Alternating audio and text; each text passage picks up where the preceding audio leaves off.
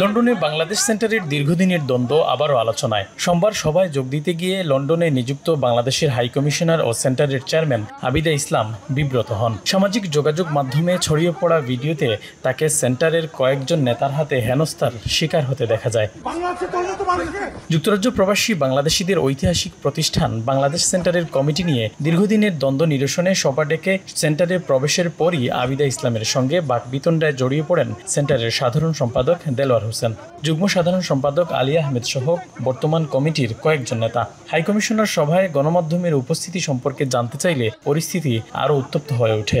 হট্টগোলের কারণে সেন্টার ত্যাগ করেন হাইকমিশনার। বর্তমান কমিটির অভিযোগ তাদের না জানিয়ে হাইকমিশনার সভা ডেকেছেন এবং তিনি চেয়ারম্যান হলেও গঠনতন্ত্র অনুযায়ী তার ভোটাধিকার নেই।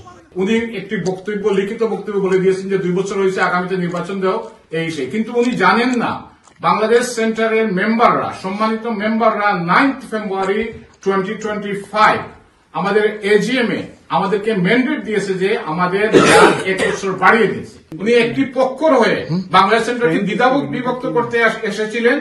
দেলোয়ার জানান, কমিটির মেয়াদ শেষ হলেও সাধারণ সভায় কণ্ঠ উঠে বর্তমান কমিটির মেয়াদ 1 বছর বাড়ানো হয়েছে। এদিকে অপর পক্ষের নেতা অধ্যাপক শহীদুর রহমান এ ঘটনায় তীব্র নিন্দা জানান। একটা মিটিং ডাকা হয়েছে, সে নিয়ে আমাদের অবশ্যই দ্বিমত বা বহুমত থাকতে পারে, আমরা বসে কথা বলতে পারি, কিন্তু আপনাদের সম্মুখে, ক্যামেরার সম্মুখে মাননীয় রাষ্ট্রদূত এবং আমাদেরকে যেভাবে বুলি করা হলো, ধাক্কাধাক্কি করে মাননীয় রাষ্ট্রদূতকে এখান থেকে বের করে দেওয়া হলো, বিভিন্ন খারাপ ভাষায় কথা বলা হলো, গালিগালাজ পর্যন্ত করা হয়েছে। আপনি যদি আলোচনার দরজা বন্ধ করে দেন, আপনি যদি কথা বলার দরজা বন্ধ করে দেন, তাহলে আপনি সমঝোতায় কিভাবে আসবেন ভাই? সমঝোতায় আসতে হলে তো কথা বলতে হয়।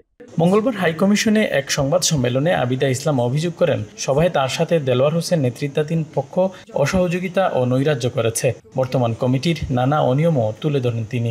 অত্যন্ত পরিতাপের সাথে বলতে হচ্ছে যে আমি যখন সেখানে কমের সভার জন্য উপস্থিত হই, তখন দেখতে পাই যে একটি পক্ষের সর্বশিত সাধারণ সম্পাদক জনাব দেলোয়ার হোসেনের নেতৃত্বে উক্ত পক্ষের লোকজনের চরম অসহযোগিতা এবং নৈরাজ্য।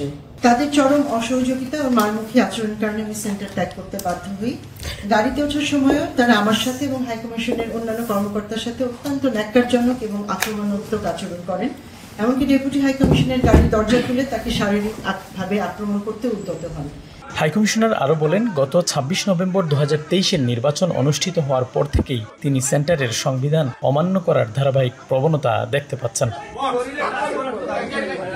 শরীফুল ইসলাম চৌধুরী, এখন লন্ডন।